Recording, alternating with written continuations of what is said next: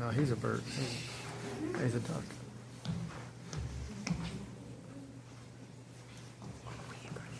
No, well, it just says you become what you kill.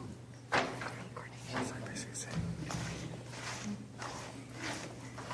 The whole thing is don't touch me. What's happened to you? What's happened? What do you mean?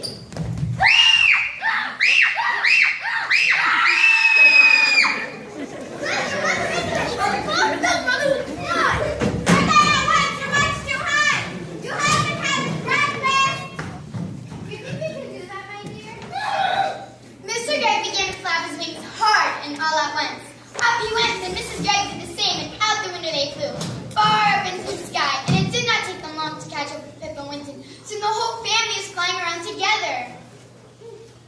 I've always wanted to know what it feels like to be a bird. Your wings are not getting tired, are they, dear? Not at all. I could go on forever. Hey! Look down there! Somebody's walking in our garden.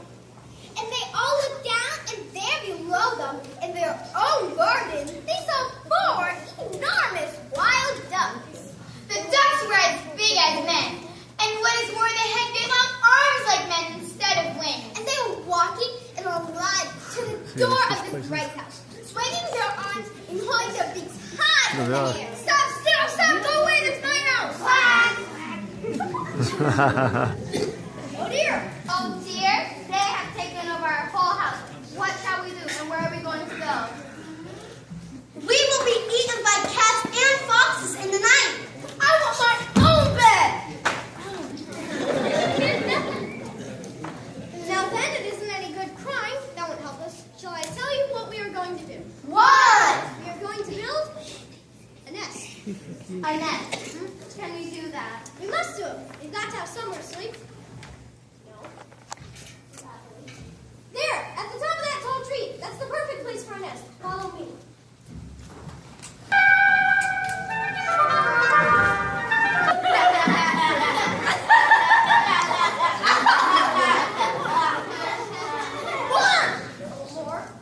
More little sticks. Keep going. Mrs. Gregg and the children flew off. Soon they were back, carrying sticks in their mouths. Mr. Gregg took the sticks and started to build the nest. That's enough sticks. Now leaves, feathers, things like that to make the inside nice and soft.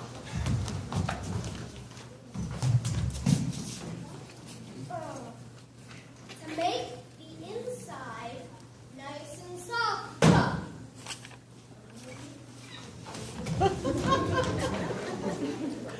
Daddy, they keep away. That's cute. There we are. Go and try it.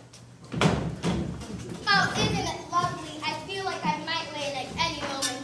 It's warm. And what fun to be living so high up. We may be small, but nobody can hurt us up here. But what about food? We haven't had a thing to eat all day.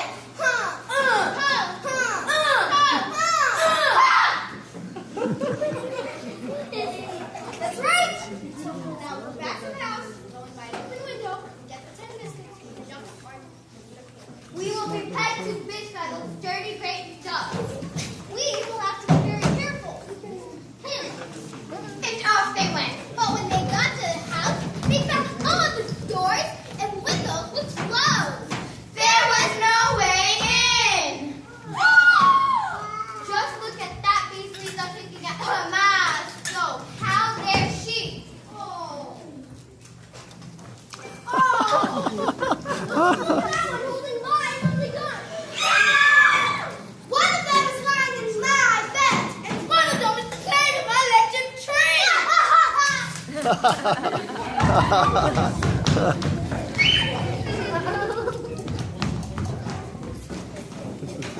It's cute, right? Oh dear. Oh dear. Oh dear. They have taken over our whole house, and all of you have to say with, oh dear. What are we going to eat? I will not eat worms. I would rather die. Or slugs. Don't worry. I can mix it up very fine, and you won't even notice the difference. Lovely. Slug burger is delicious. corn burger. No, never. Disgusting. Just because we have wings, we don't have to eat bird food. We shall eat apples instead. Our trees are full of them. And they flew off to an apple tree. But to eat an apple without holding it in your hands is not at all easy. Every time you try to get your teeth into it, it just pushes away. In the end, they were able to get a few small bites each. But then it began to get dark. So they flew back to the nest to lay down to sleep. Now it must have been about that time that I picked up the telephone and tried to call them. I wanted to see if the family was alright. Hello? Quack, Who is it? quack, quack, Pip, is that you? quack, quack. That night, while Mr. and Mrs. Gregg and their children were trying to get some sleep, a great wind began to blow. The tree rocked from side to side, and everyone, even Mr. Gregg, was afraid of the next fall. Then it rained, and they got all wet as can be. And oh, it was a bad night. Finally, the morning came with the warm sun. Well, thank goodness that's all over. I never want to sleep in a nest again. Albert, look! Look down there! What is it, my little sister? Look! On the ground below stood the four enormous ducks, as tall as men, and three of them had guns in their hands. One had Mr. Gregg's gun, one had Pippa's gun, and one had Winston's gun. The guns were pointing up right up at the nest.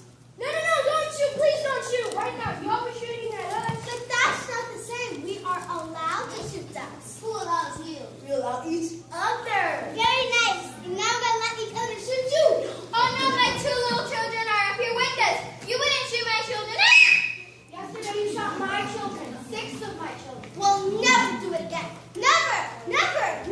Do you really mean that? Cross my heart and hope to die.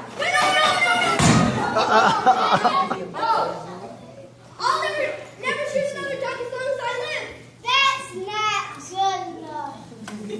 What about deer? We'll do anything you want if you'll only put down those guns. I'll never shoot another duck or another deer or anything else ever again. Will you give us your word on that? We will! Will you throw away your guns? I'll break them into tiny bits. And never again need you be afraid of me or my family. There you go. You made that first down.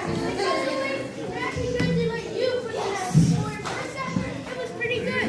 Then all at once, everything went black before their eyes and they couldn't see. At the same time, a funny feeling came over them all and they heard a great wind blowing in the air. It was black that was before their eyes turned to green, to red, and then to gold. And suddenly, there they were, standing in the lovely sunshine, back in their own garden, and everything was back to normal again. Then, high above their heads, they heard the call of a wild duck.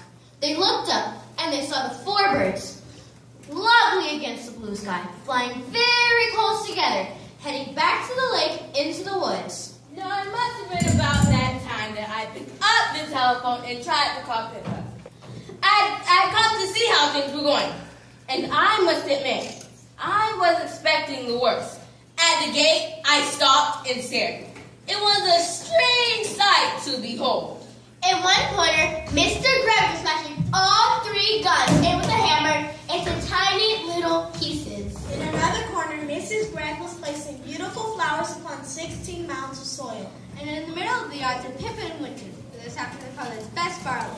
They were surrounded by ducks, doves, pigeons, sparrows, and robins, larks, and many other kinds of birds. Scary, They're- probably just the children. They're getting rid of their guns. Good morning, Mr. Gregg. My name is not Greg anymore. In honor of my feathered friends, I've changed it from Greg to Egg. And I live in that. Man, there's the nest. Right up on top of that tall tree. That's where we slept last night. I built it all myself, every stick of it. If you don't believe us, just go into the house. It's a mess. They put the tub right up to the brim. They must have been swimming around in it all night. There's feathers everywhere. Ducks do like water. I'm glad that they had a good time.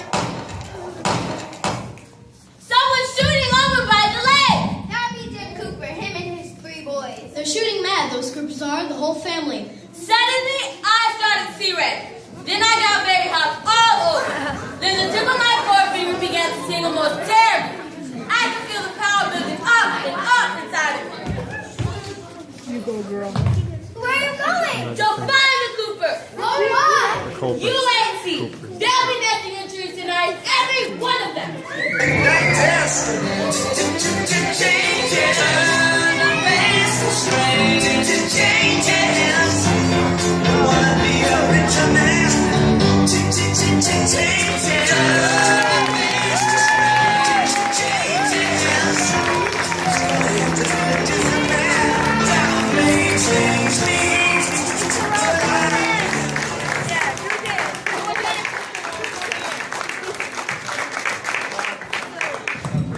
Let's give him another round of applause.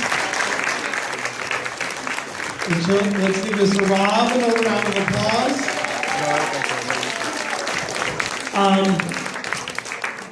We are looking for 2 students, Wallner and Walnick Jean. If you are in the audience, please stand up.